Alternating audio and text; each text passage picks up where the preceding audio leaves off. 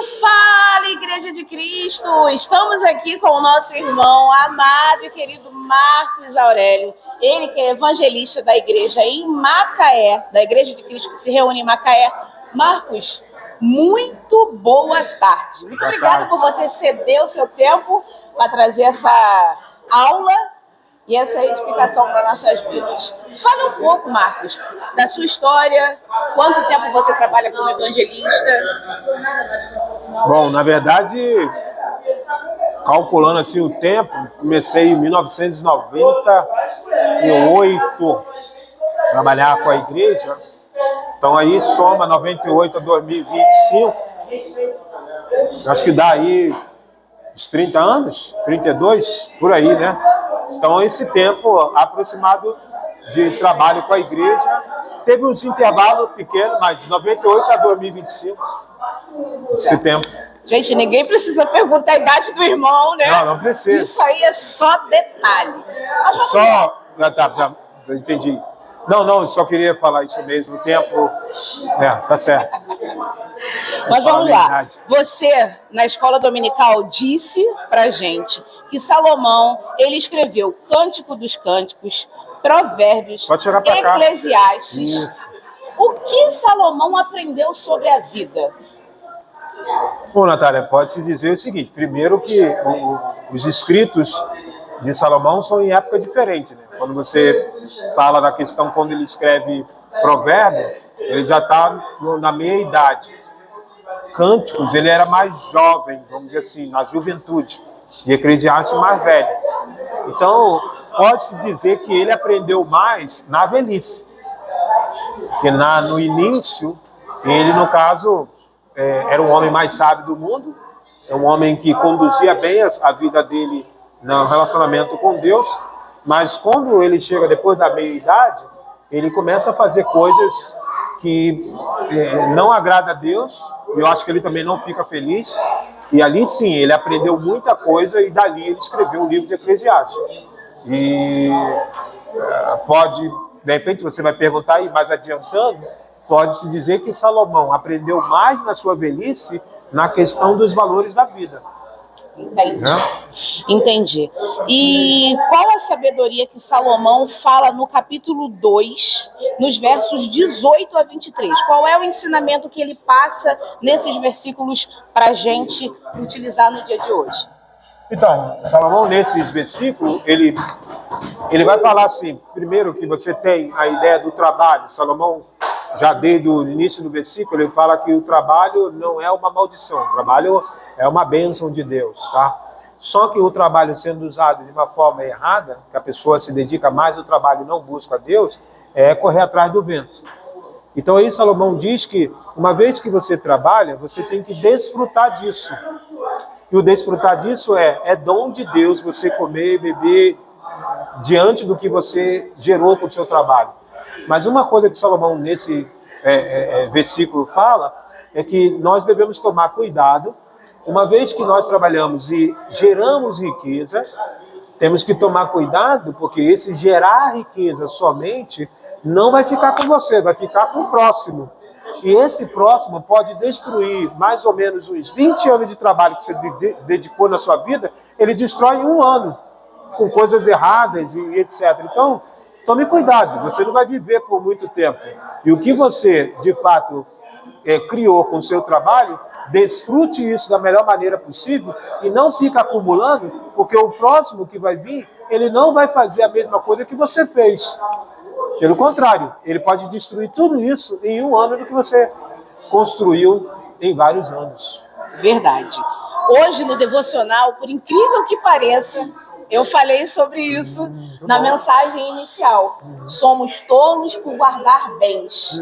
Falei isso no devocional hoje. E realmente, Salomão se mostra muito sábio quando ele fala essas informações de que guardar, ajuntar tesouros aqui nesse mundo vai, por um momento, ser benéfico, mas a longo prazo pode acabar nos deixando doentes. E o que é a vaidade, segundo Salomão? Bom, segundo Salomão, algumas pessoas até definem que Em algumas passagens é correr atrás do vento, mas pode-se dizer que Salomão, o que ele queria dizer é como se você tivesse uma bolha de sabão e você estoura. Não vem nada, é vazio. Correr atrás do vento é fazer as coisas que não têm sentido, que não traz prazer para você, que não traz felicidade. Então, correr atrás do vento, ou a vaidade, é ir numa direção em que você não agrada a Deus e nem agrada a você mesmo, nem a sua família. É tipo, por que você está juntando tanto dinheiro? Por que você está correndo tanto atrás de trabalhar demais? Por que você, no caso, está, vamos dizer assim, buscando prazer na música, nas mulheres? Isso é vaidade. Isso é correr atrás do vento. Porque, na verdade, assim, quando é que Salomão vai dizer que não é vaidade? Quando você liga tudo que você faz com Deus. Então, se você trabalha com Deus, aí não é vaidade. Se você tem sua esposa com Deus, não é vaidade. Se você tem seus bens com Deus, não é vaidade. Mas a partir do momento que você tem tudo isso sem Deus, aí é vaidade. Não faz muito sentido a sua direção, a sua vida, né? Entendi. E uma observação que você fez muito boa e muito particular foi a questão da nossa família em Cristo. Quando a gente se reúne com a nossa família em Cristo, a alegria em viver com essa família. Por que a gente tem que dar valor à nossa família em Cristo? Primeiro é o seguinte, você vai passar muito tempo com essa família, né? A eternidade. Se você não se dá bem aqui com ela, como é que você vai se dar bem na eternidade? Então, a primeira coisa que tem que ser pensada. Agora, uma coisa que nós devemos levar a sério é que Cristo derramou o sangue por aquela pessoa. Então, assim, essa família foi construída através da morte de Cristo, através do sacrifício de Cristo. Então, o valor dessa família está exatamente no que ele fez. Ele mesmo disse, não tem maior amor do que esse, de dar a família pelo seu irmão. Então, Jesus deu a sua vida pelo seu irmão. Jesus deu a sua vida pela igreja. Então, se ele deu a sua vida pela igreja, ela é muito importante. Então, assim, qual é o valor que eu estou dando à igreja, à família de Cristo, igual a ele, semelhante a ele? Então, não é possível que, uma vez que ele pagou o preço com a morte dele, eu não posso pagar o preço com alguns esforços, no sentido de passar mais tempo. De fato, não há como mensurar o valor da família, porque o sangue de Cristo não tem preço que se pague, né? É verdade, minha gente. Vou te fazer duas perguntas em uma.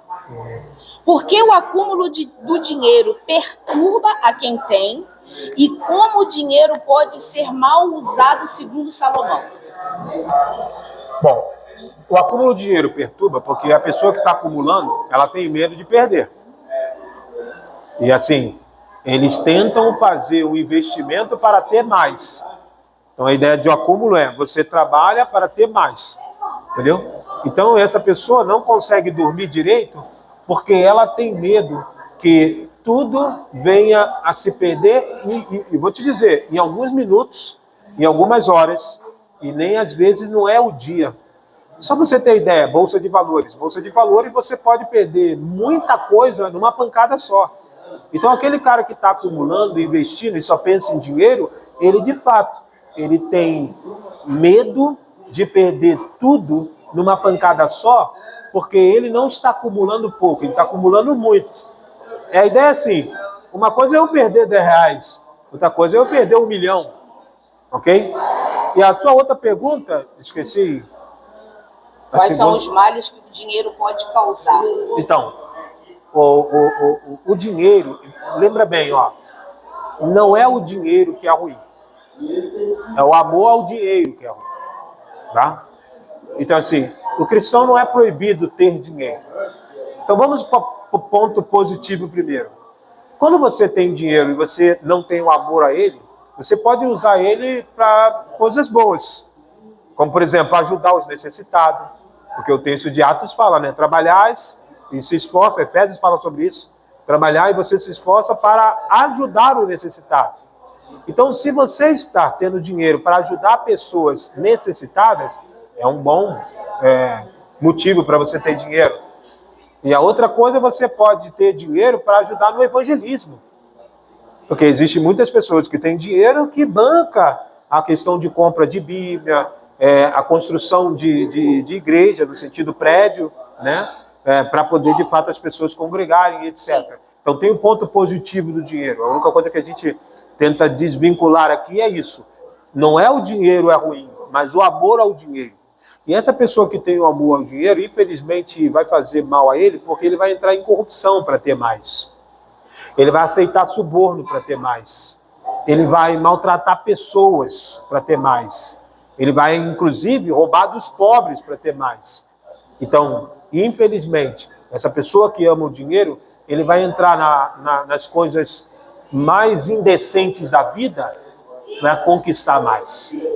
Inclusive, ele investe o seu dinheiro para criar coisas ruins para ganhar dinheiro. Vamos dizer assim, tráfico de droga. O cara vai pegar o dinheiro e vai investir em drogas para ganhar mais dinheiro. E aí vicia pessoas, né?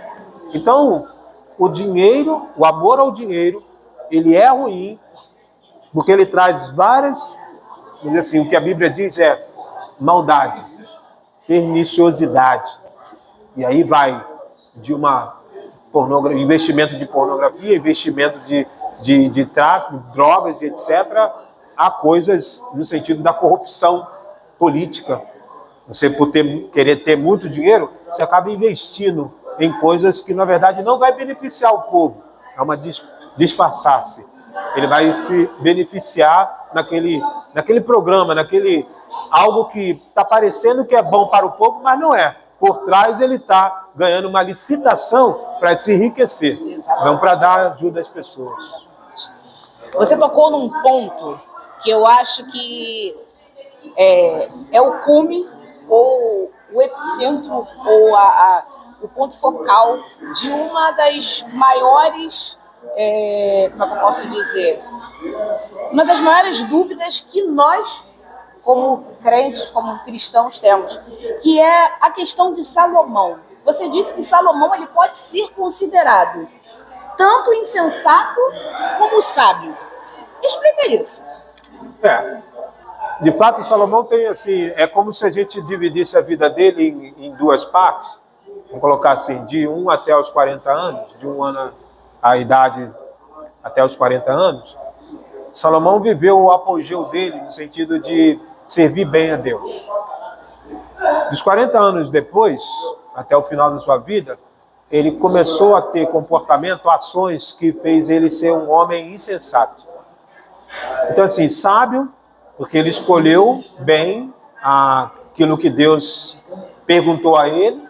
Salomão, o que você quer? E ele diz, eu quero sabedoria. Salomão não pediu dinheiro, ele pediu sabedoria. Sábio, porque Salomão, ele soube reinar, o reino dele, ele soube resolver problemas difíceis com essa sabedoria. Inclusive, um exemplo é aquela mulher, que no caso, as duas mulheres estavam brigando, né? Quem é o meu filho e tal, meu filho. E Salomão soube resolver esse problema.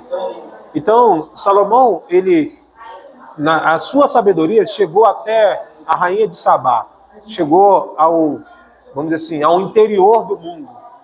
Muitas pessoas viajavam o mundo para conhecer Salomão e sua sabedoria e o seu governo. Então, diante disso, Salomão é o homem mais sábio do mundo.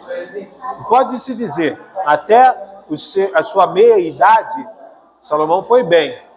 Mas depois, ele, no caso, começou a tropeçar. Agora, essa insensatez de Salomão começa quando ele começa a buscar o prazer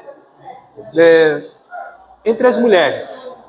Salomão vai ter ali 300 esposas e 700 concubinas. 1000 mulheres. 1000 mulheres. Daí que Salomão cai.